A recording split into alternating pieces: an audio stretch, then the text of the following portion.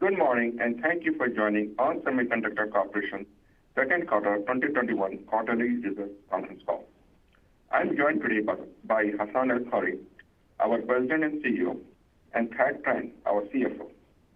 This call is being webcast on the Investor Relations section of our website at www.onsemi.com. A replay of this webcast, along with our 2021 second quarter earnings release, will be available on our website approximately 1 hour following this conference call, and the recorded webcast will be available for approximately 30 days following this conference call. Additional information related to our end markets, business segments, geographies, channels, share count, and 2021 and 2022 fiscal calendar is posted on the Investor Relations section of our website. Our earnings release and this presentation includes certain non-GAAP financial measures. Reconciliation of these non-GAAP financial measures to the most directly comparable measures in the GAAP are included in our earnings release, which is posted separately on our website in the Investor Relations section. During the course of this conference call, we'll make projections on other forward-looking statements regarding the future events or future financial performance of the company. The words believe, estimate, project, anticipate, intend, may, expect, will, plan, should, or similar expressions are intended to identify forward-looking statements. We wish to caution that such statements are subject to risks and uncertainties that could cause actual events to our results to differ materially from projections. Important factors that can affect our business, including factors that could create actual results to differ from our forward-looking statements, are described in our most recent Form 10-K, Form 10-Qs, and other filings with the Securities and Exchange Commission. Additional factors are described in our earnings release for the second quarter of 2021. Our estimates or other forward-looking statements may change, and the company assumes no obligation to update forward-looking statements to reflect actual results, change assumptions, or other events that may occur except as required by law. Our analyst day is scheduled for Thursday, August 5 in New York City. We look forward to seeing you in person later this week. Now, let me turn it over to Hassan. Hassan? Thank you, Parag, and thank you everyone for joining us today. We delivered record results in Q2, driven by strong execution and broad-based strength and demand. We posted record revenue of $1.67 billion, an increase of 38% year over year and 13% quarter over quarter. The non-GAAP diluted earnings per share of 63 cents grew significantly year over year and quarter over quarter as a result of the work we have been doing to restructure the company and streamline our business. Our sharp focus on gross margin is beginning to show strong results, with our Q2 non-GAAP gross margin increasing by 320 basis points quarter over quarter and by 760 basis points year over year.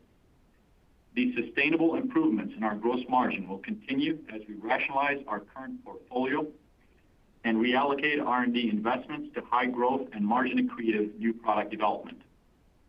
To capture the full value of our products, we continue to evaluate our portfolio to eliminate any price to value discrepancies and focus our manufacturing on our strategic products.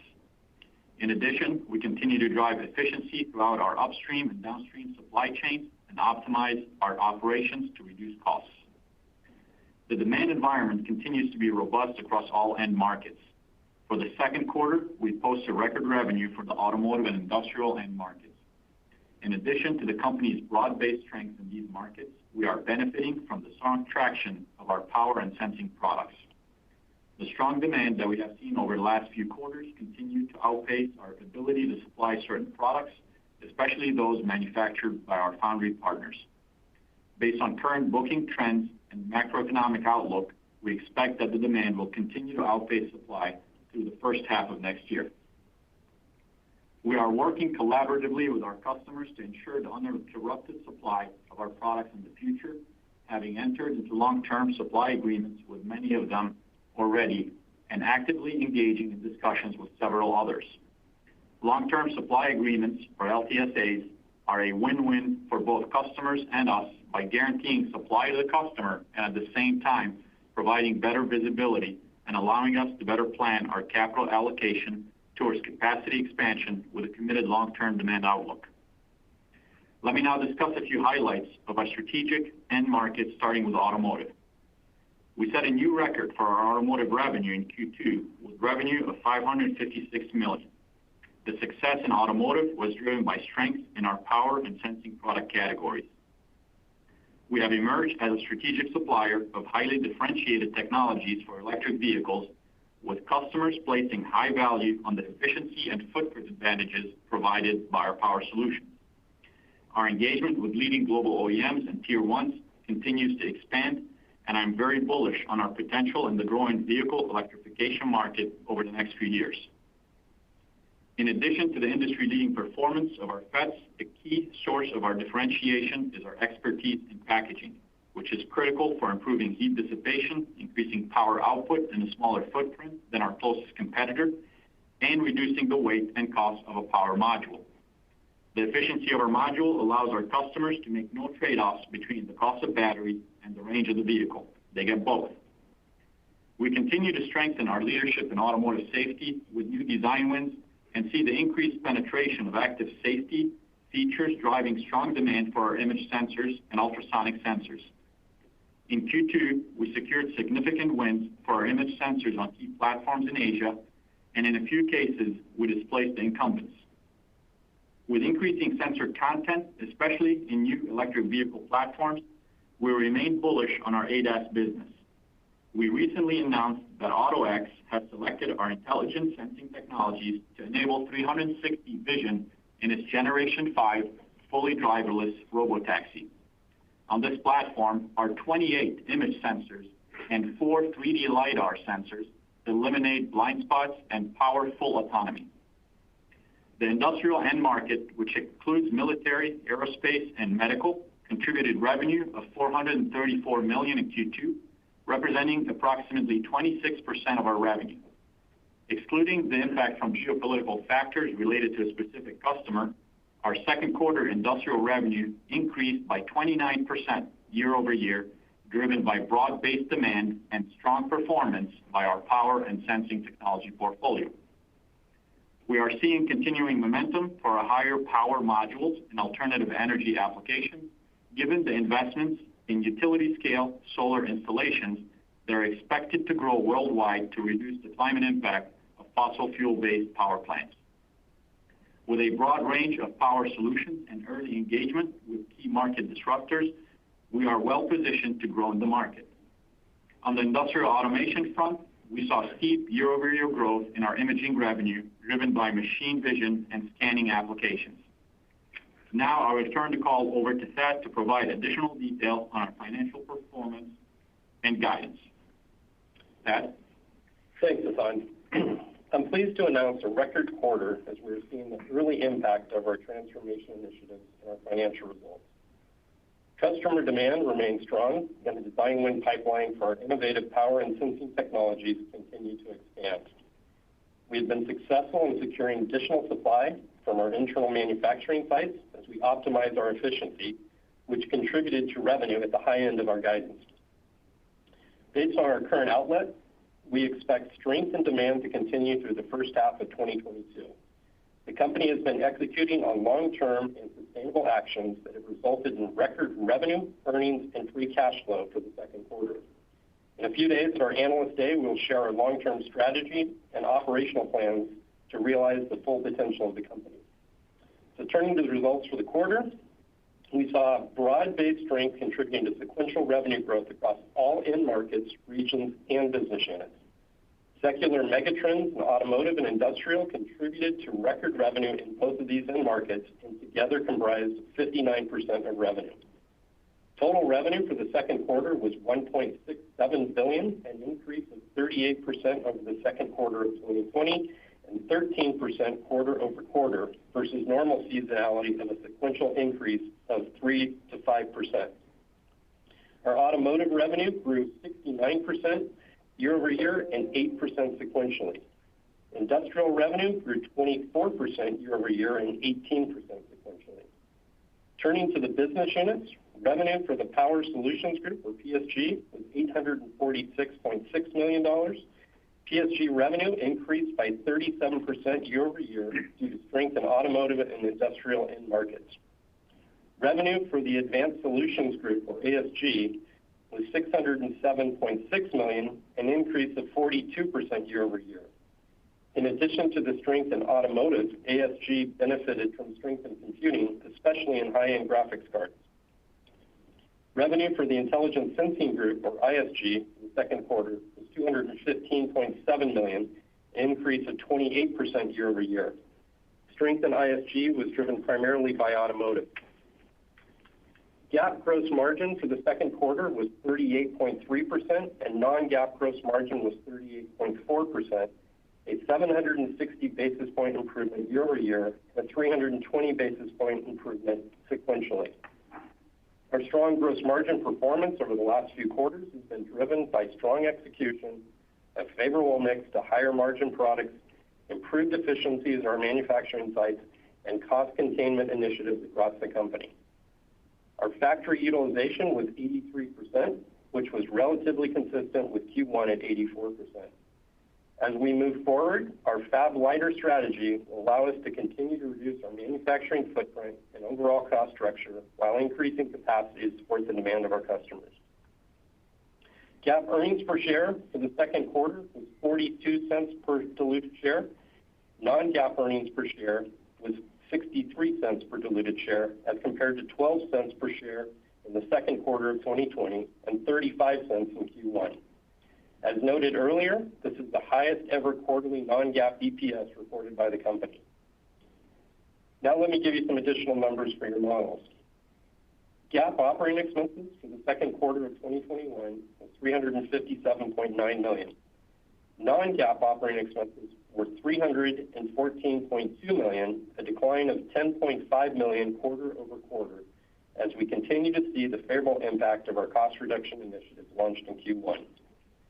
Our GAAP operating margin for the second quarter was 16.9% as compared to 3.6% in the second quarter of 2020. Our non-GAAP operating margin was at the highest level since 2010, coming in at 19.6% as compared to 7.4% in the second quarter of 2020 and 13.3% in Q1. Our GAAP diluted share count was 443.6 million shares, and our non-GAAP diluted share count was 435 million shares. Please note we have included an updated reference table on the investor relations section of our website to assist you with calculating our diluted share count at various share prices.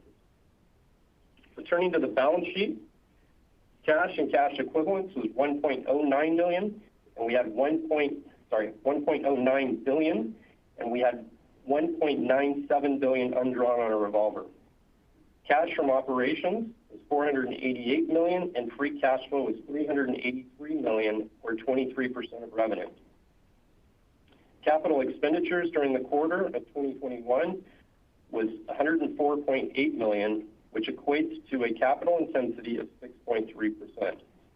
As we indicated previously, we are directing a significant portion of our capital expenditures towards enabling our 300 millimeter capabilities at our East Fishkill fab. Accounts receivable was $669 million, resulting in DSO of 37 days. Inventory increased $13.8 million sequentially to $1.31 billion, and days of inventory decreased 8 days to 116 days. Distribution weeks of inventory decreased again by $42.6 million to 7.3 weeks from 8.4 weeks in Q1, which is below our target range of 11 to 13 weeks. Once again, we are proactively reducing the distribution inventory to hold more inventory on our balance sheet to support our customer needs rather than building inventory in the supply chain. Total debt was $3.3 billion, and we paid down $120 million in the quarter. So turning to guidance for the third quarter, a table detailing our GAAP and non-GAAP guidance is provided in the press release related to our second quarter results. Let me now provide you the key elements of our non-GAAP guidance for the third quarter. As mentioned, we believe demand will remain strong for the remainder of the year. Although we continue to increase our supply through operational efficiencies, we'll be limited by supply constraints and are working with our strategic customers to provide long-term support. Based on current bookings trends, backlog levels, We anticipate the revenue for the third quarter will be in the range of $1.66 billion to $1.76 billion.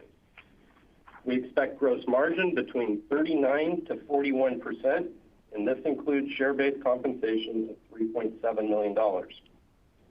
We expect non-GAAP operating expenses of $305 to $320 million, and this includes share-based compensation of $19.2 million.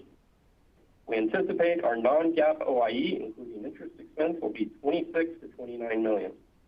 So this results in non-GAAP earnings per share in the range of 68 cents to 80 cents. We expect capital expenditures of $100 to $110 million in the third quarter of 2021. Our non-GAAP diluted share count is expected to be in the range of 436 million shares. So in summary, I'm extremely pleased with our early progress and the execution of our transformation initiatives. I add my thanks to our worldwide teams for their hard work and unwavering commitment to our customers. And I look forward to seeing you all at our Analyst Day in New York in a few days. With that, I'll turn the call back over to the operator to open the line for Q&A. Thank you. As a reminder, to ask a question, please press star 1 on your telephone keypad. To withdraw your question, press the pound key. Please stand by while we compile the Q&A roster. Your first question comes from Ross Seymore from Deutsche Bank. Your line is open. Hi, guys. Thanks for letting me ask the question. Congrats on the results. Hassan, I wanted to talk a little bit about the demand and the shortage commentary you had. I believe last quarter you thought that the demand would kind of stabilize, the velocity of the increase might slow, but shortages would abate in the second half of the year. It seems like you've pushed that out into the first half of next year. So I guess what's changed with any color on the demand side, and how can you be confident that there's no double ordering within that? Sure, that's a good question. Look, the demand environment, as we've always stated, is very dynamic.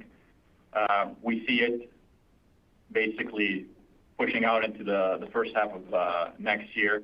You know, that's based on our backlog, based on customer interactions, and really based on the LTSAs that we have been engaging with on customers, either signed or in active engagement. Now, as far as the double ordering, we're managing our supply chain to make sure that doesn't happen as far as having it in the channel. So we have been reducing and managing inventory very closely. That keeps the inventory on our balance sheet, but allows us to service strategic customers as we see the demand from the end customer without really accounting for any, call it buffer stocking, that you may or may not see in the distribution channel or anywhere in between us and the end OEM. So that's how we're managing, call it tactical, but that's what we need to do right now to make sure that we're not going to suffer from the double ordering.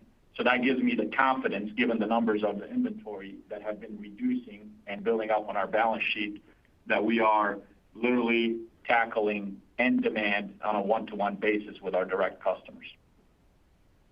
Thanks for that color, Hassan. I guess as my follow-up for either you or Thad, on the gross margin side of things, that's probably the most impressive line given where ON's been historically and the challenges it's faced. Can you just talk a little bit about what drove the upside, even to your guidance, in the second quarter, similarly for the third quarter? And a higher level question, how much of that do you believe is structural versus just you guys benefiting from some pretty strong cyclical tailwinds that, you know, as we've learned in the past, can come and go at different times? Yeah, I mean, if you look at the components of the gross margin strength, obviously we've always said in the first and second quarter now, we have, you know, call it thousands of line items that we are structurally working on improving our operation and streamlining our business. That's going to drive gross margin expansion. Those have been firing on all cylinders, and we are seeing the benefit incrementally, and you're going to see that in our guide for Q3. So those I would call structural. You know, if you look at utilization has been flat from last quarter, but you see a big gross margin jump. That also is what I would call structural. It's not really tied to utilization per se, because utilization is flat. So the jump from Q1 to Q2 is on all the other work that we have been doing. So we continue to streamline our operation, take cost out of our products, and portfolio mix and portfolio rationalization. You know, a couple of quarters ago, I was asked, that would be delayed because of the demand environment, my commentary has been it's actually going to be accelerated because it's going to force us to shift faster to our strategic products that will drive higher margin. So you're seeing some of that portfolio mix happening earlier than we anticipated. So all of these components will tell you that it is structural, it is sustainable, and forward-looking, I'm very bullish on the capability of our gross margin expansion. Thank you. Yeah, I would just, I think you nailed it there, Hassan. I think if you look at the upside compared to our guidance, we were able to get more supply out of our manufacturing sites, and then obviously we're getting favorable mix out of that as well, which is helping with the gross margin. But absolutely agree, it's structural changes that we're making inside the company. Thanks, guys. Your next question comes from Charles Danely from Citigroup. Your line's open. I think you got the wrong name, but I'll speak up for my unborn son named Charles. It's Chris. Hey guys, can you just be a little more specific on the gross margin drivers? Was there any pricing involved? Are you cutting specific product lines? It's just a big jump given that utilization rates didn't do anything. Any specifics there would be great. Yeah, I mean, it's spread across the board. Of course, there is some, what I refer to the price to value discrepancy. So we have been looking at our pricing from a strategic perspective, what products and what pricing they need to be in the market to extract the value that we provide for our customers. Cost is a big factor, not just product costs, but supply chain costs, upstream and downstream supply chain costs. Some of the increases that we've seen, we've passed those on to customers, as I've described in prior calls. So it's really, Chris, it's across the board. There's not a big step function that I would anchor on, because when we look at incrementally, it came from all of these swim lanes that we have been launched and working on since the December timeframe. When I came in, I said we're structuring gross margin. I have a specific owner in the company that drives gross margin improvements for the company. And we have about, call it 1,000 swim lanes that we are delivering to. And those are starting to come out now because it takes time to get those through the supply chain. And now is the quarter where we see it. And they're going to continue in the forward-looking quarters as well, given the Q3 guidance range. Great. And then for my follow-up, you mentioned you expect the shortages to extend into next year. Can you just talk about where your lead times are these days, or what they did sequentially? Did they extend during the quarter? Were they flat, up or down? Yeah, Chris, the last quarter, our lead times were in the low 30-week range. We're now up to about 42 weeks, so they've gone out by about 10 weeks sequentially. Obviously, we're working on that, but that's another reason that is giving us, on one hand, giving us more visibility, but why we see the supply constraints, being limited as we look forward. Great. Thanks, guys. Your next question comes from Vivek Arya from Bank of America. Your line is open. Thanks for taking my question, and congratulations on the gross margin and especially the free cash flow improvement. My first question, Hassan, is that investors are trying to grapple with the situation where, as you mentioned, demand is strong, but will the supply environment stay disciplined? So the specific question is, how undersupplied is the industry right now? And you mentioned the situation could persist until the first half. Is that based on demand levels staying at current levels, or what they could be next year? Just basically, what are your views about the supply response from ON and your peer group to give investors the comfort that the supply response from the industry is not going to change this very strong discipline and the pricing dynamic that your industry is benefiting from right now? Yeah, that's a good question. I can really speak for ON and what we're doing here. Of course, the fear is the reaction. You go and build capacity across the board. But if you look at what we are doing specifically, and why I'm comfortable with the forward-looking view of our margin and our posture, really, with the gross margin expansion, is we are selectively adding capacity where we see the growth in our strategic products forward-looking. So we're not adding capacity for the sake of adding capacity.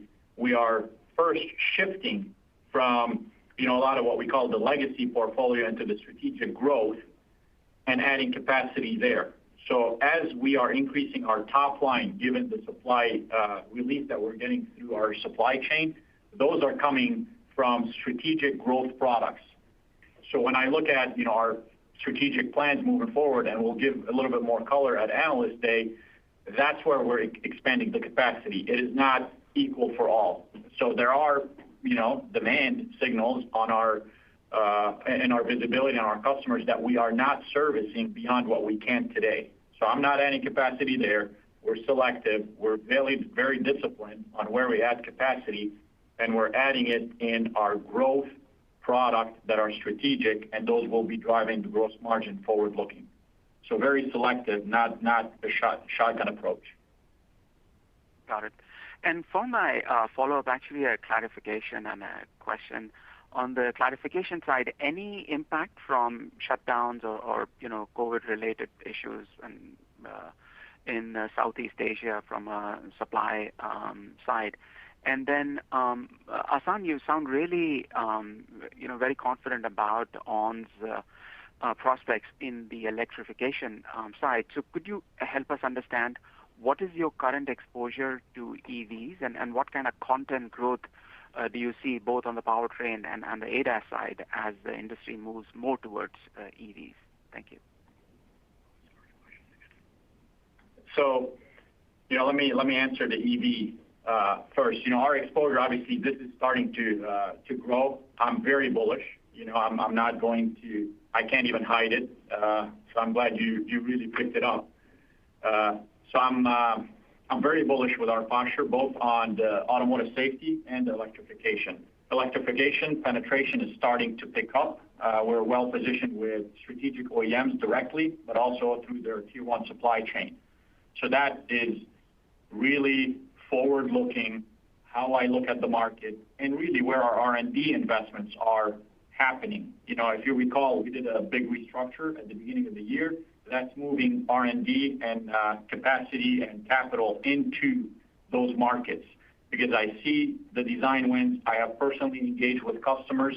We have LTSH as it relates to vehicle electrification. All of these make me very bullish, but more importantly, very excited on the potential of ON in these markets.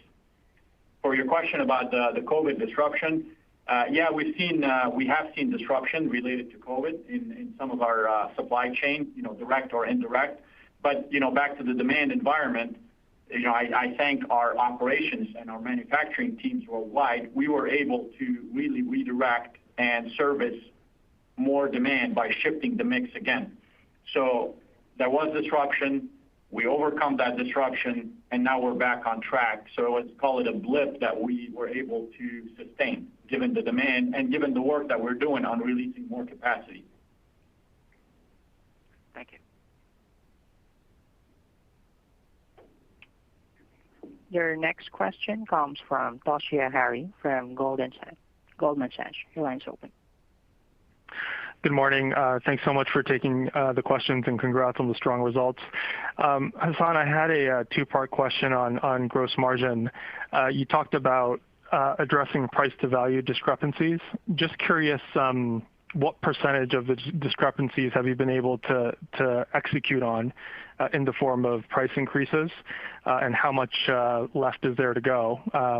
Guessing your tenure at ON, I'm guessing it's still very early innings, but curious how much is left. And then as my second part, in terms of the 300 millimeter transition, again, I believe it's very early in the process, but how do you see that evolving over the next couple of years and the impact on gross margins? Thank you. Sure. So the first question as it relates to price to value, obviously this is an ongoing effort. I would put it under the portfolio rationalization overall. So I don't break it out is it because of price or because of the shift, because all of those are material. If you start moving the shift to high value products without touching the price, that's going to impact the value you provide to customers. So I would say, like you mentioned, we're not done yet. That's a continuous improvement. Everywhere we look, there's opportunity. And more importantly, it's the momentum that the company is getting. If you think about it, the first couple of quarters, I've been pushing a lot of that from the top. Right now, it's part of our culture. It's part of how the teams are thinking about pricing strategies from new products and moving forward. So it's not a blip in time where, because of that environment, we're able to extract the value. It is structurally how we're moving forward. So new products are not going to be having those issues of the price to value discrepancies, because we are pricing the new products and delivering the new products exactly at the value they provide customers. So that's really how I look at it. Does that help? It does. And then the 300 millimeter transition. And sorry, as my follow-up, just on the OpEx side of things, I think you came in below the low end of your range for Q2, roughly 19% of sales. And then for Q3, your guidance implies an OpEx to sales ratio of around 18%. That compares with the prior management team's long-term target of 21%. So just curious, is 18% sort of the new normal? Is it going to be a little bit higher, a little bit lower? Any thoughts on OpEx going forward would be helpful as well. Thanks. Sure. So on the 300 millimeter, obviously it's a strategic asset. We have been working with GlobalFoundries on our transition. We have not taken ownership of that fab yet. However, we're working very closely on starting to move volume into that fab. So when we take ownership, we hit the ground running, and that of course is going to be supportive of our gross margin efforts from a product cost perspective. Where we are there, we're on track. I review this regularly as far as how many products have we qualified in the 300 millimeter fab, but more importantly, the customers that have qualified that fab for us to be able to ramp with them, over 22 and into 23. So that's all on track. I'm happy with the progress. So that asset is going to be favorable for us in the long run, both from a capacity but also from a cost structure. And I'll let Thad comment on the OpEx. Yes, on the OpEx side of things, to remind you, in Q1 we did a restructuring activity, and we said we'd realize the benefit of that cost savings over the course of the year. We accelerated that, and we're able to recognize some of that earlier, and that's the impact that you're seeing here in Q2 that's more favorable to our guidance. We still believe we're going to exit the year somewhere just north of $300 million on a quarterly run rate, and that becomes the new baseline. Obviously, you've got the reset of FICA and things like that going into next year, but that becomes kind of a run rate that we think we maintain. And then obviously as we grow, we'll add OpEx back at a much slower pace than our revenue growth. Thank you. Your next question comes from Harsh Kumar from Piper Sandler. Your line's open. Yeah, hey guys. First of all, strong congratulations. These are stunning results. Hassan, I'm going to push you a little bit. In the last 5 years of results, I think the peak happened at $1.5 billion at 38.5% gross margin. I think it was like 2018 or something like that. You're now talking almost $1.7 billion, 40%. So my question is, you've got a higher run rate, higher margins. How much is it a function of the actions that you've done and the actions that you've implemented, in your opinion? I've got a follow-up. Sure. Of course, there's only one answer to that. It's all based on the stuff that we've been working on. But let me talk about the timing of it. Of course, the demand environment has helped accelerate a lot of these, as I talked about before. We've always had part of our structural or restructuring plan to start shifting portfolio and shifting that mix to high value, high margin, high strategic products in our target markets of auto and industrial. That is part of the actions that we have been taking, and we started taking since I joined. They got accelerated with the demand environment because of the capacity constraints. What we've done is we've released capacity from what I would call the legacy commodity products that we've always wanted to move away from, part of my strategy, faster into putting that capacity on high value, high growth, and strategic products that will grow with us over the next 5 to 10 years. So the actions are all there. The timing was accelerated and held by the current environment. I got you. Does that answer your question, Mark? Yeah, it does. Thank you very much, and very helpful. And then on following up on Toshiya's question, wanted to talk fabs and cost cuts. So can you remind us the timing of when you will actually have products running through Fishkill? Because that could be, it could be a great benefit, also a great cost if things don't go well and you're running the fab sort of empty. So when will you be at a point when it's sort of utilized well from a timing angle? And then with that big 12-inch fab coming your way, how many fabs do you think you'll eventually need? Yeah, so let me talk about East Fishkill first. We are running revenue and running volume today at East Fishkill. Remember, it's a shared fab today with us and GlobalFoundries. We have capacity or allocation part of that capacity out of the fab, and GlobalFoundries has their capacity part of our original agreement. We are already shipping qualified products to end customers that are generating revenue out of that fab. That revenue will keep increasing through 22, as I mentioned, and we're on track based on customer quals and our own product quals. So that progression is there, and obviously we will be talking about utilization once we take ownership of that fab in 23 and through 24. But right now it's more of an allocation because the fab is still not owned by ON. But I measure in this case, are we shipping what we need to be shipping to our customers based on the qual? Because that's really the latency that you usually get, and we're on track with that. As far as how many fabs we need to run our operations, obviously that's not something I can comment on today.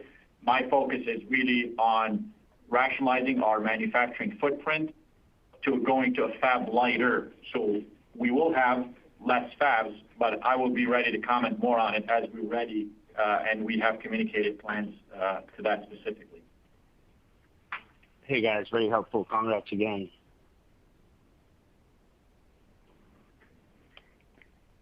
Your next question comes from Mark Lipacis from Jefferies. Your line's open. Hi, thanks for taking my questions.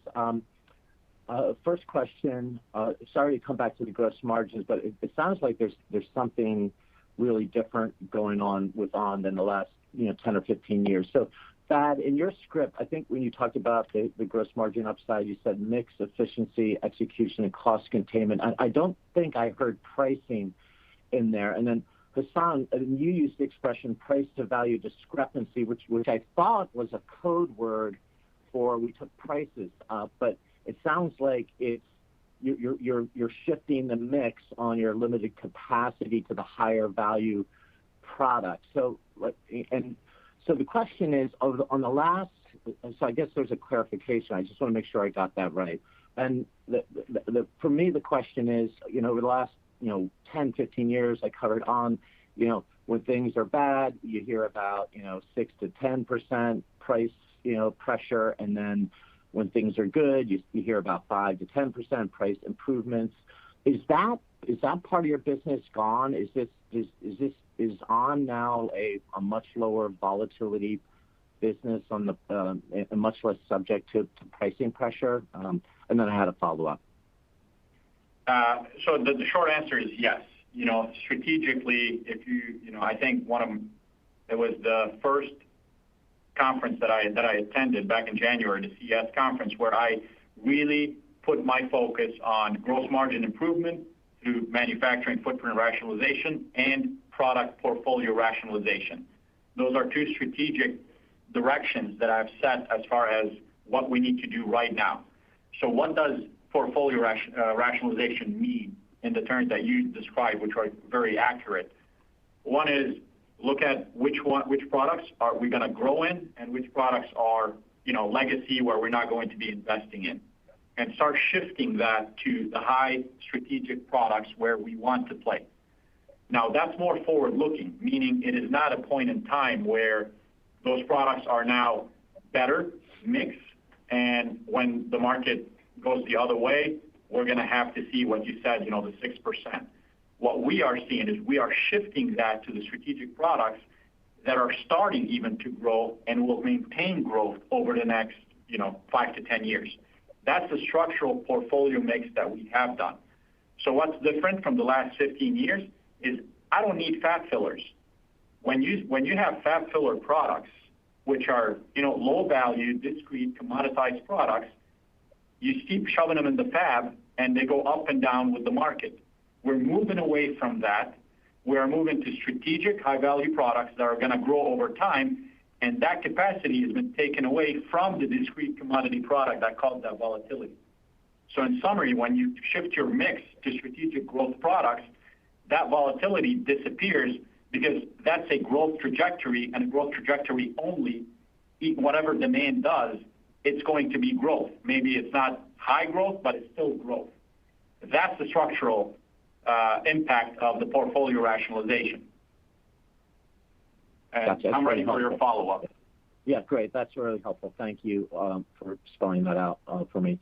What are you looking at on for leading indicators to tell you that customers are getting over their skis on their orders? And maybe can you talk about any dynamics you're seeing on any cancellations or push-outs or anything like that?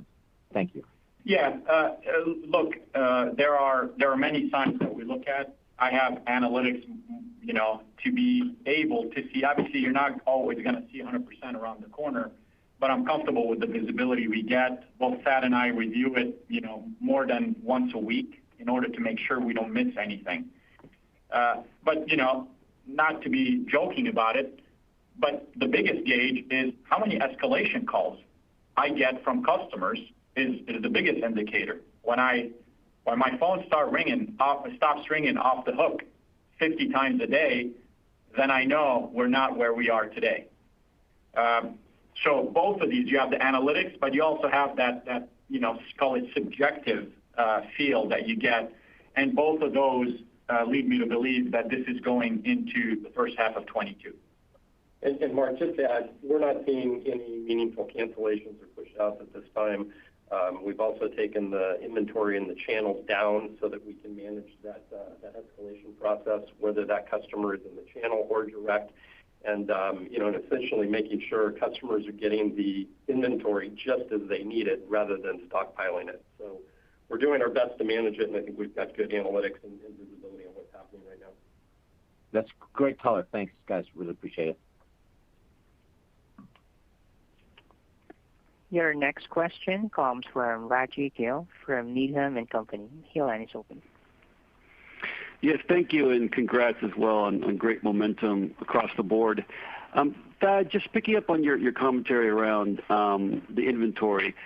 I think last quarter you had talked about that you wanted to build inventory on your balance sheet while reducing inventory in the channel, and that you were actively reducing channel inventory while holding more inventory on your own balance sheet in order to allocate the right products to the right customers and therefore preventing any excess inventory sitting in the channel.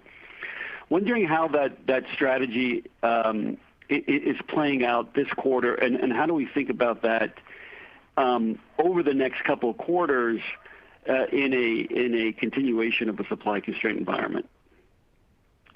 Yeah, so we were at 8.4 weeks in the channel last quarter. We're at 7.3 weeks this quarter. So on a revenue value, that was a decrease of almost $43 million in channel inventory. At the same time, our balance sheet inventory went up slightly in terms of dollars, about $14 million, but down in terms of days. It went down in 8 days. So we're still executing to that strategy of holding that inventory. Obviously, as inventory becomes available, finished goods become available, we're shipping them. So as we look forward, we think we'll continue the strategy through the remainder of this year. I think inventory in the channel is going to stay, in this level, kind of plus or minus. And I think our inventory on our balance sheet will probably remain relatively flat to down slightly, just depending on our capacity to get more supply. So, through the remainder of this year, we don't see a change in our strategy of holding that inventory. And just a couple more follow-ups if I can. On Thad, you had mentioned that you had secured additional supply internally. Wondering, if you could elaborate further on how much supply you're able to get. What were the steps that you did in order to kind of alleviate that supply and increase more supply, and how do we think about more supply coming online, whether internally, externally?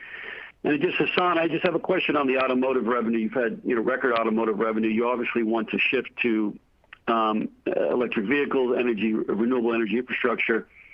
Maybe you could give us some updated thoughts on your silicon carbide power products and power modules for charging stations and onboard chargers. Thank you. Yeah, so Raji, in terms of the supply and what we saw, our utilization was relatively flat quarter on quarter, but we got more supply out. So this is really the optimization and the efficiency of our manufacturing site. Now, we manufacture about 65% of our own product in-house, 35% outside. We still remain, severely constrained on the outside, but we've got more control on the inside with what we can do. So, as our manufacturing team has executed, we've been able to just squeeze more out of the existing footprint. And then if you look forward to our Q3 guide, which is, up at the midpoint, you can see we're getting more supply coming in Q3 as well. So again, this is just really the optimization of the existing footprint. Yeah, and as far as your second question about our power products, obviously, I mentioned renewable energy, I mentioned electric vehicles, which for me is both traction and onboard charging. So as the power demand goes up as far as the need from customers, think about the fast charging, whether it's onboard charging or the infrastructure, the charger on the road, or the traction.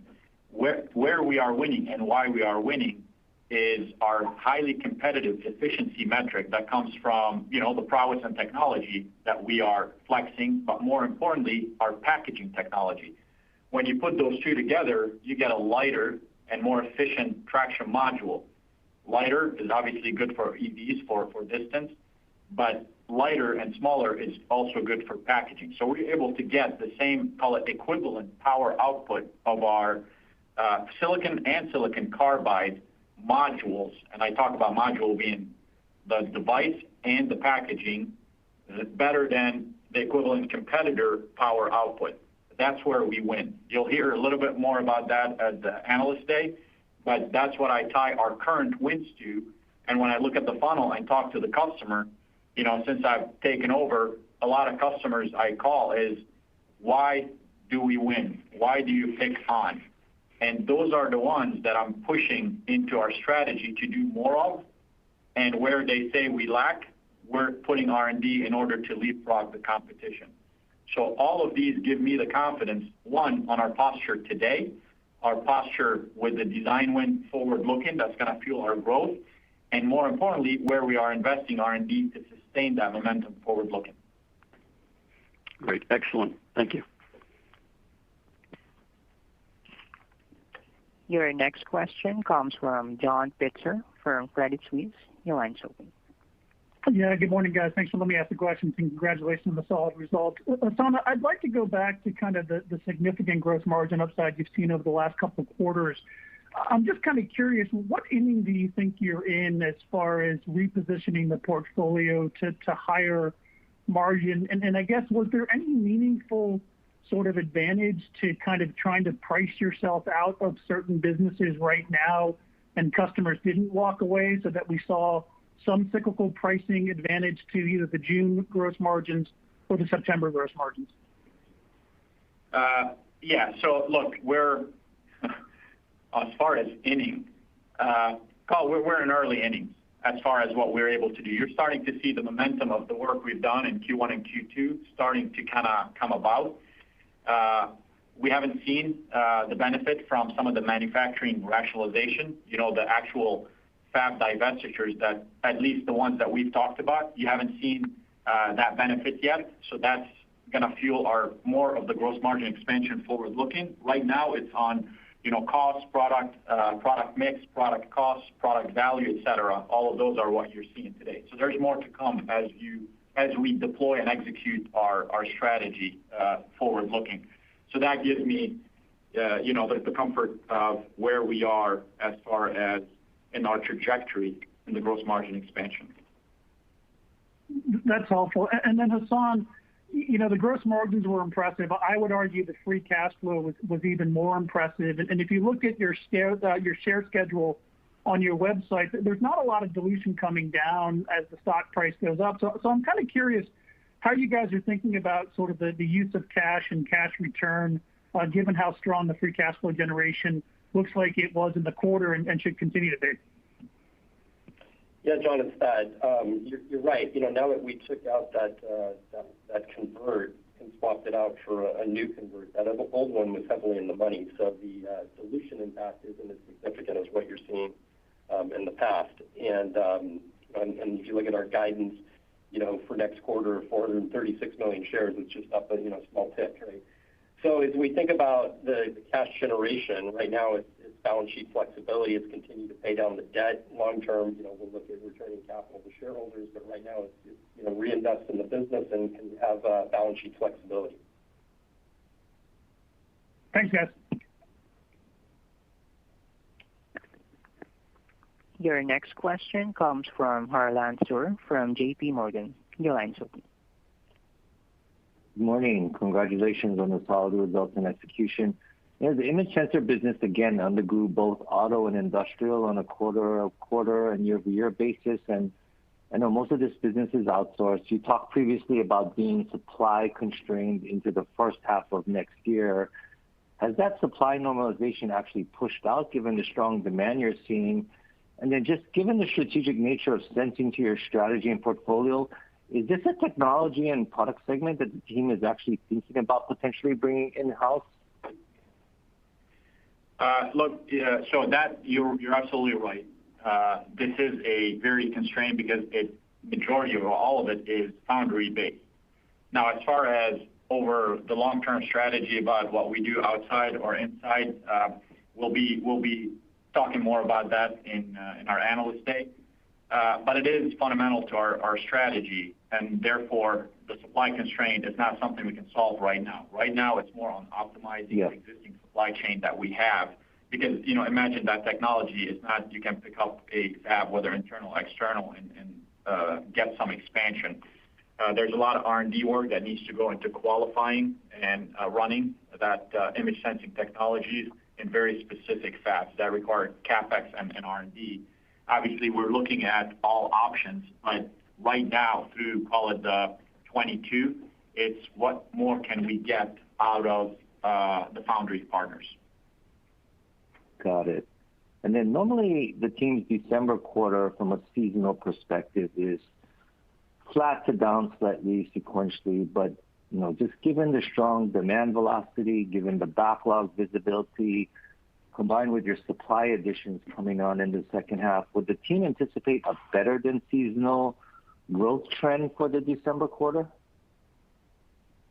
Look, I don't think we can talk about seasonality, but I'll let Thad comment. But seasonality at this point is really we have the demand right now. Yep. Our top line and our forward looking is based on the supply and the mix we're able to get out of our footprint. Yeah, so Hassan's right. We're limited by supply, and so the demand is there. So as we look into the fourth quarter, we think we're going to be at the top end of our normal seasonality, which normal seasonality is kind of flat to down 2%. Great, thank you.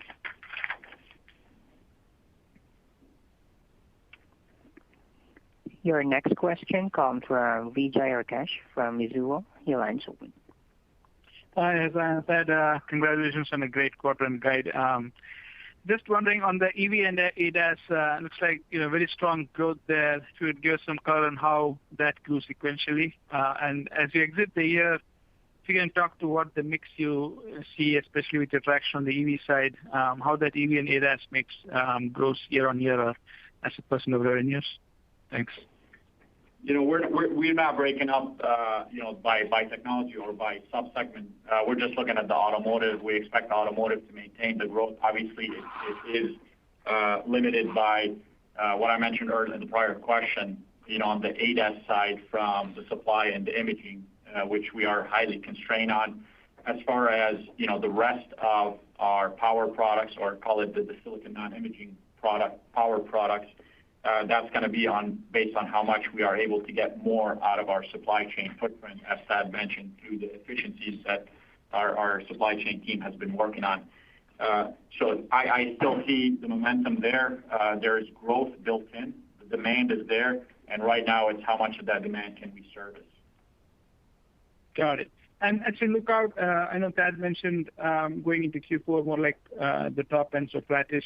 But wondering if you can give some idea on how the book-to-bill is trending, how it was in Q2, how you see Q3, Q4.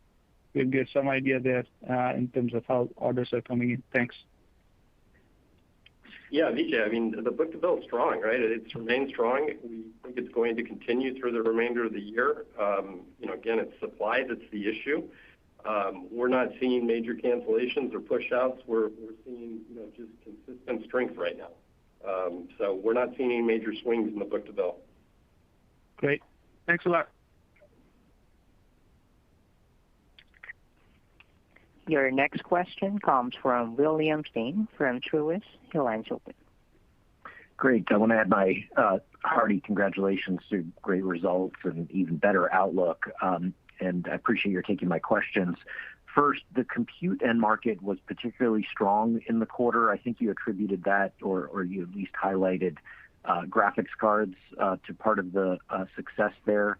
I'm wondering if you can talk about trends in that end market as we look out over the next couple quarters. There's been some concern about perhaps in aggregate inventories or mismatched bills of materials that might cause a hiccup in that end market. I wonder what you're seeing in terms of the outlook there, and then I do have a follow-up. Yeah, look, we're seeing strength in both cloud and the server market. So that, it's over market growth. If you look what customers are doing, there is more and more capacity for expansion in these markets, and that's what we're correlating on our demand. So I think the market took a pause in 2020 and maybe at the beginning of 21, and now it's starting to pick up.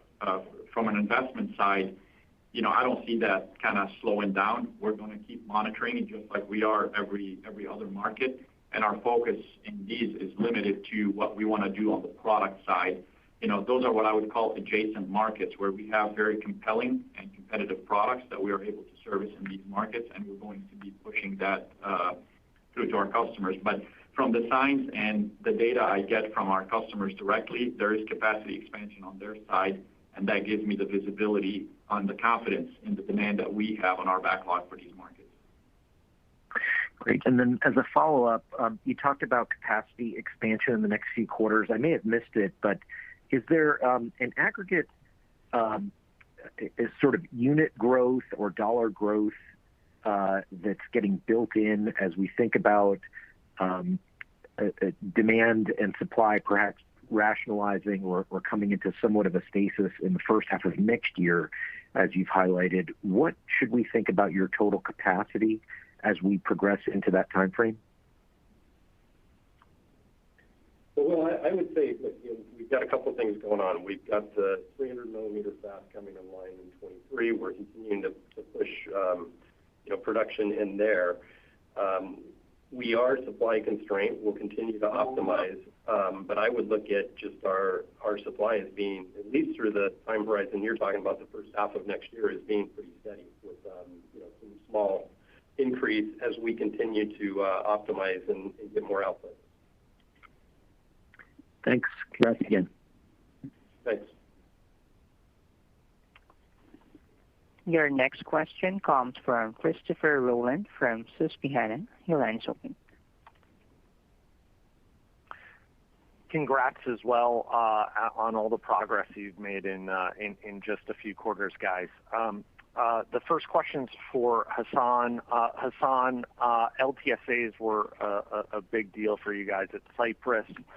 Can you expand there, perhaps what end markets you're looking to do long-term supply agreements for, how they're being used strategically, and ultimately, do you guys have a goal of kind of what % of revenue you ultimately want under long-term agreements? Yeah, Chris. So obviously our focus is to start with, number one, our strategic markets. and 2, strategic products and strategic customers in those markets. So that's kind of the priority that we are doing and that's the start, because think about it from a strategic perspective. I wouldn't want to lock in supply before I get all of my automotive customers taken care of, for example. And once that happens, then, you start going automotive industrial, and it's based on customers and the breadth of customer within for ON.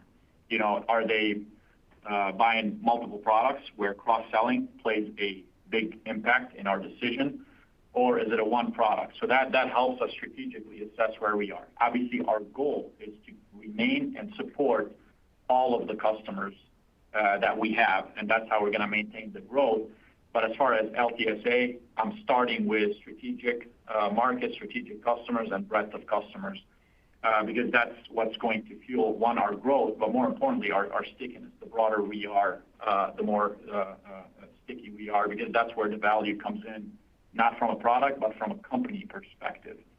So to answer your question about a percent, given that I really don't have a percent target, what I want is to drive the right strategic behavior.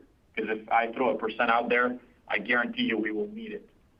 My view is I'm looking at it strategically. Whatever the percent ends up, it ends up. But we do have, based on the product lines, so not at the group level, but a click below that, they have kind of targets where, we may not want to go up to 80%, for example, because you want to keep, 20 or 30% dynamic for the growth that we get from new customers that are not yet at the level we want to do in LTSA. So there's a lot of play in there, and we're taking it very, very surgical on an account, market, and really segment basis. Excellent. And then a question around the fab footprint. First of all, any updates on your existing fabs for sale? And then secondly, on East Fishkill, the prior management team talked about $2.3 billion in additional revenue. Do you have an update there? In this environment, do you think that could be substantially higher? Yeah, in terms of the fab footprint, we continue to look at it. We're in deep discussions with quite a few parties actually, on the 2 fabs that we publicly announced. So those are tracking along. As you know, it takes time to exit a fab, right? But, getting the structure in place is more important than the timing of the exit. So even though we haven't announced something, we're still along our path of timing, but it does take time, but things are progressing nicely there. Look, on the EFK, on the East Fishkill fab, obviously we are in a path we're changing even the mix of what goes in that fab based on our new strategy and our new direction. I wouldn't put yet a number to it. Of course, we're getting it because it's going to drive incremental growth that is part of the strategy. But I'll be more comfortable disclosing that number and that target and how we progress against it once we have ownership of that fab. Great. Thanks, guys. Great progress. Thank you. I would now like to turn the call over back to Mr. Hassan Khelhavi, President and CEO. Thank you all for joining us today. I once again thank our worldwide team for their hard work in driving our transformation and solid results. It's been an exciting few quarters, and we are firing on all cylinders. We remain focused on our execution and our drive to streamline our business and unlock our value. I look forward to seeing you all at our Analyst Day in a few days for a deeper look into our strategy and our transformation. This concludes today's conference call. Thank you all for joining. You may now